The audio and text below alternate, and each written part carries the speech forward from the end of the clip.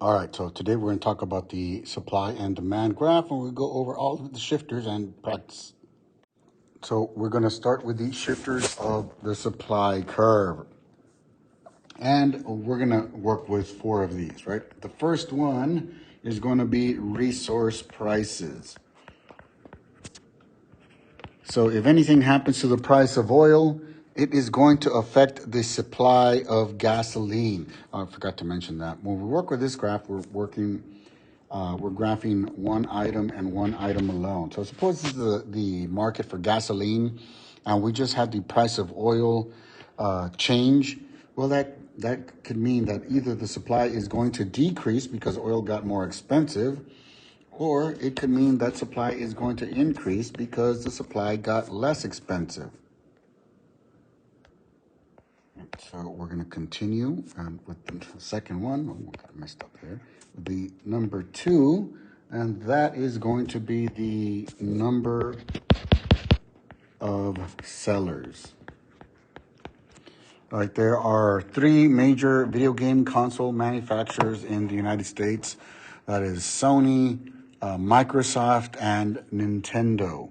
If Apple threw their hat into the ring and started producing their own video game consoles, then the supply of video game consoles would increase and we would shift it to the right.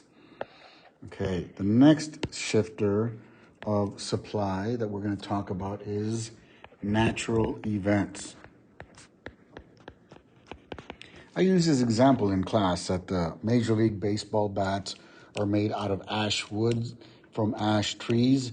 And if we had a forest fires all over the U.S. that wiped out the majority of the ash trees, we would see a reduction in the supply of ash wood for baseball bats. So all of a sudden, we would have less supply of Major League Baseball bats.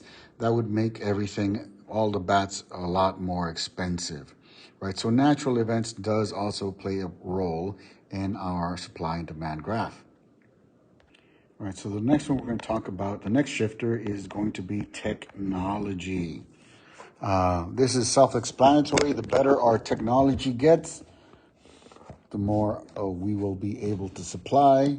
And if something happens, for example, the power grid goes down for a week, obviously that would put a crimp on supply because we can't produce anything because everything is offline.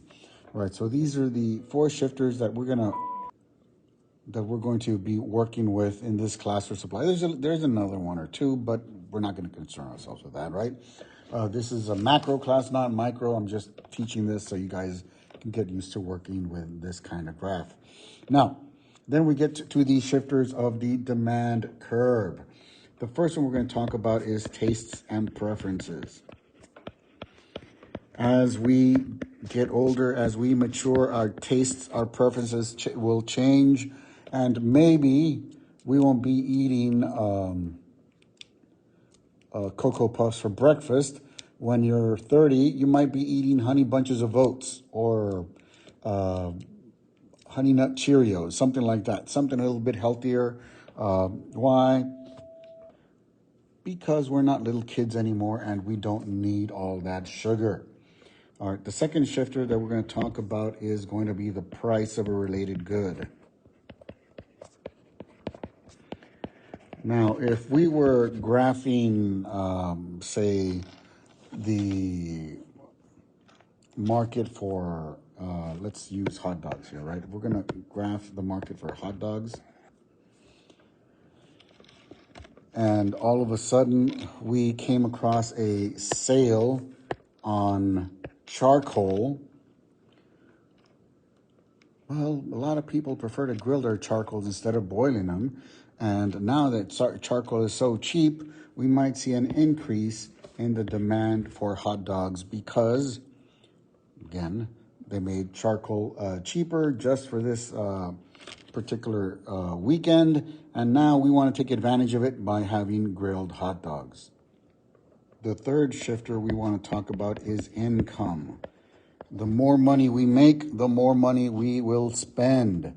Obviously, if I lose my job, am I going to keep spending as much as I am now? No. I will not spend as much as I do now, and I will be demanding less goods and services as a result. The fourth shifter we're going to talk about is the number of buyers, right? If this is the market for, say, diapers, and we have another baby boom, obviously the demand for diapers is going to increase. Why? Because now we have more consumers for those diapers. All right, number 5, the last one we're going to talk about, it will be expectations. You guys are excited to go see the new Blue Beetle movie. You're excited to go see it, but you didn't go for the first weekend because you were busy. One of your friends did go see it, and he told you it was the worst movie they had ever seen. Wouldn't that put a little damper on your excitement to go see Blue Beetle? And as a result, you might be encouraged to watch a different movie instead? I think so. So let's take what we know and let's try a few samples, few examples, see how this graph works. All right, so in the first one, we're looking at the market for wheat. And in this case, there is a drought, a huge drought that is killing off our wheat supply. This is a natural event. A natural event is a shifter of supply. Are we going to have more or less wheat after a drought? We will have less wheat, so the supply decreases and the price will increase. Wait a minute, sir. You said it decreases, but it's going up. What's up with that? Guys, we're moving. If you think of the origin as 0, we're moving closer to 0. And that will, you can see that we are moving closer to 0. So we know that if we shift it to the left, again, don't think of it as shifting up or down. Think of it as shifting to the left. That means our supply is decreasing. Now, let's look at the next example. This is the market for Oreos. Are you going to be more or less likely to buy Oreos if the price of milk rises? Well, milk is a related good for Oreos, right? A lot of people love their cookies and milk. Milk is more expensive, so what are these people going to do? They will buy less cookies as a result. Remember that price of related good is a shifter for demand. This is why we are shifting the demand curve. Let's do a couple more. Now, this next example is the market for backpacks, and it's back to school season. Ooh, I forgot to put the supply and demand, right? What do we expect to happen during back to school season? We're going to do some shopping for school essentials, and backpacks are one of them. So what is going to happen? The demand will increase for backpacks. We need backpacks to go to school. So the demand for backpacks will rise, and so will the price. Last one we're going to work with, tacos, the market for tacos. And we have the price of beef rising. I know what you guys want to say. The demand is going to decrease because tacos are more expensive. But guys, this is not the price for tacos. This is the price for beef. Beef is a resource used to make tacos. Resources just got more expensive. So what is going to happen, right? Well, we know resource price is a shifter of supply. And since it's more expensive, we are going to be buying less beef for our tacos. We might move to chicken tacos instead. And as a result, this is what happens. If you guys have any questions about this particular lesson, please send me a message on Remind or drop a comment down below.